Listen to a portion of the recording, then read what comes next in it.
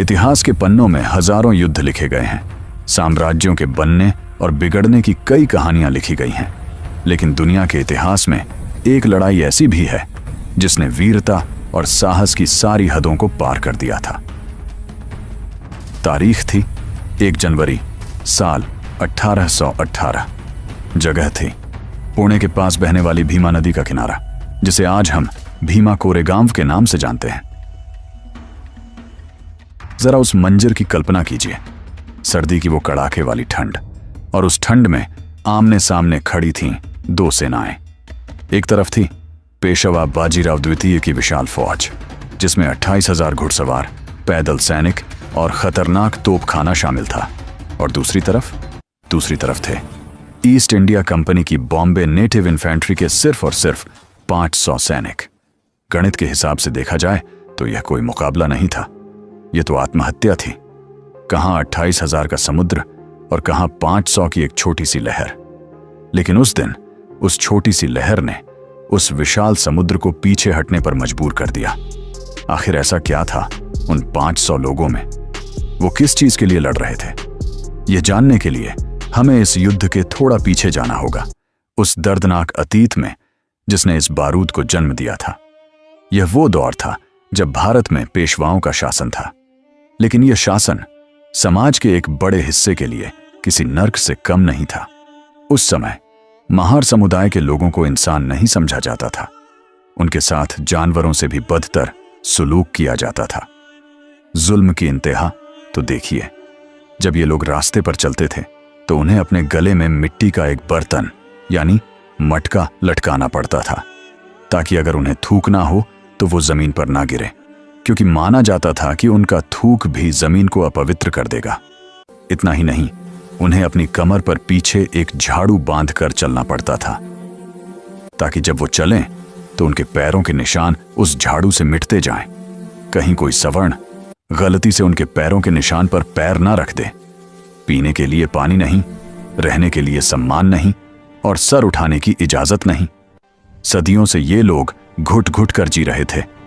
उनका शरीर गुलाम था, लेकिन उनकी आत्मा के अंदर एक ज्वालामुखी धधक रहा था, एक ऐसा गुस्सा जो बस बाहर निकलने के लिए एक मौके की तलाश में था।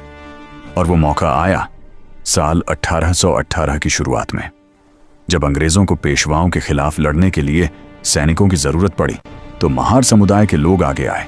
उन्होंने अंग्रेजों की वर्दी तो पहनी, लेकिन वो अंग्रेजों के लिए नहीं लड़ रहे थे। वो लड़ रहे थे अपनी खोई हुई अस्मिता के लिए। वो लड़ रहे थे उस व्यवस्था के खिलाफ जिसने उन्हें सदियों से कुचल रखा था।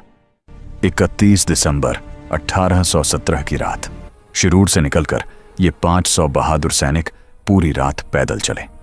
लगभग 27 मील का सफर तय करके वो भीमा नदी के किनारे पहुंचे। वो बुरी तरह थके हुए थे, भूखे थे, प्यासे थे। उन्होंने कई दिनों से ठीक से खाना भी नहीं खाया था, और जैसे ही सुबह का सूरज निकला उनके सामने एक खौफनाक दृश्य था। नदी के उस पार पेशवा की 28,000 की विशाल सेना चींटियों की तरह फैली हुई थी। इतनी बड़ी फौज को देखकर किसी भी इंसान का हौसला टूट सकता था। मौत उनके सामने खड़ी नाच रही थी। लेकिन उस दिन महार रेजिमेंट के उन 500 शेरों की आंखों में डर नहीं था, उनकी आंखों में एक चमक थी। वो जानते थे कि आज का दिन या तो उनका आखिरी दिन होगा या फिर इतिहास का पहला दिन। पेशवा बाजीराव, जो दूर एक ऊंची टेकरी पर बैठकर तमाशा देख रहा था, उसे लगा कि ये मुट्ठी भर लोग हमारी तोपों के सामने कितनी देर टिकेंगे, शायद आधा घंटा या 1 घंटा। लेकिन उसे अंदाजा नहीं था कि वो किससे टकराने वाला है। सूरज की पहली किरण के साथ ही तोप का पहला गोला गिरा और आसमान दहल उठा। धमाका इतना जोरदार था कि जमीन कांप गई। युद्ध का शंखनाद हो चुका था। पेशवा की सेना समुद्र की उफनती लहरों की तरह उन 500 सैनिकों पर टूट पड़ी। घुड़सवारों की टापों से धूल का ऐसा गुब्बार उठा कि दिन में ही अंधेरा छा गया। पेशवा के सेनापतियों को लगा था कि यह लड़ाई तो बस नाश्ते से पहले खत्म हो जाएगी। उन्हें लगा कि ये थके हुए भूखे प्यासे लोग हमारी तलवारों की एक चमक देखकर ही भाग जाएंगे। लेकिन हुआ इसका बिल्कुल उल्टा। जैसे समुद्र की लहरें चट्टान से टकराकर बिखर जाती हैं, वैसे ही पेशवा की सेना महार रेजिमेंट की दीवार से टकराकर बिखर गई। वो 500 सैनिक अपनी जगह से 1 इंच भी नहीं हिले। उन्होंने एक मजबूत घेरा बना लिया था। दोपहर होते होते सूरज सिर पर आ गया। गर्मी अपने चरम पर थी। जरा सोचिए उस पल के बारे में। एक तो 27 मील चलने की थकान, ऊपर से पेट में अन्न का एक दाना नहीं और गले में पानी की एक बूंद नहीं। होंठ सूख कर पापड़ी बन चुके थे, लेकिन उनकी बाजुओं की ताकत कम नहीं हो रही थी।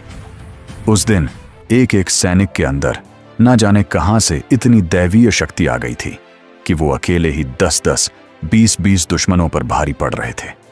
जब उनकी गोलियां खत्म हो गईं, तो उन्होंने तलवारें निकाल लीं। जब तलवारें टूट गईं, तो वो खंजर लेकर लड़े, और जब खंजर भी छूट गए, तो वो अपने खाली हाथों से दुश्मन से भिद्दा गए। भीमा नदी का पानी, जो सुबह तक शांत और साफ था, अब खून से पूरी तरह लाल हो चुका था। लाशों के ढेर लग गए थे। पेशवा ने अपने सबसे खतरनाक, सबसे खूंखार अरब सैनिकों को हमले के लिए भेजा, लेकिन महार वीरों ने उन्हें भी गाजर मूली की तरह काट दिया। शाम ढलने लगी। लगातार 12 घंटे, जी हां, 12 घंटे हो चुके थे। सूरज डूब रहा था, लेकिन इन 500 बागी शेरों का हौसला सूरज से भी ज्यादा चमक रहा था। दूर टेकरी पर बैठा पेशवा बाजीराव यह सब देखकर सन्न रह गया। उसके माथे पर पसीना आ गया। उसे अपनी आंखों पर विश्वास नहीं हो रहा था। 28,000 की इतनी विशाल फौज, तोपों और बंदूकों से लैस सेना इन मुट्ठी भर लोगों को हरा क्यों नहीं पा रही है? उसे डर लगने लगा। उसे लगा कि ये साधारण इंसान नहीं है, ये तो मौत के सौदागर हैं जो अपना कफन साथ लेकर आए हैं। पेशवा की सेना में अब खौफ फैलने लगा था।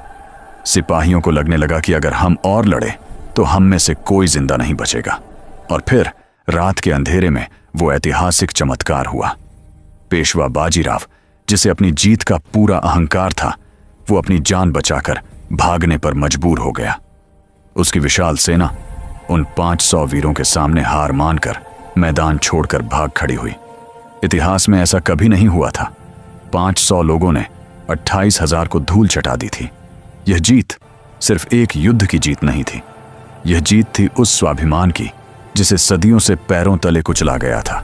यह करारा तमाचा था उस सोच पर जो इंसान को इंसान नहीं समझती थी। इस युद्ध में महार रेजिमेंट के कई सैनिक शहीद हुए। उनकी याद में अंग्रेजों ने वहां एक 70 फीट ऊंचा विजय स्तंभ बनवाया, जिसे आज हम रणस्तंभ कहते हैं। सालों बाद 1 जनवरी 1927 को बाबा साहेब डॉक्टर भीमराव अंबेडकर उस रणस्तंभ के पास गए। उन्होंने उन शहीदों को नमन किया और दुनिया को बताया कि यह हमारा असली इतिहास है, यह हमारी शौर्य गाथा है। आज भी हर साल 1 जनवरी को लाखों लोग वहां जाते हैं, किसी भगवान की पूजा करने नहीं, बल्कि उन साधारण इंसानों को नमन करने जिन्होंने अपनी वीरता से खुद को भगवान से भी ऊपर उठा लिया था। भीमा कोरेगांव का वो रणस्तंभ आज भी सीना तान कर खड़ा है और गवाही दे रहा है कि संख्या मायने नहीं रखती, हथियार मायने नहीं रखते।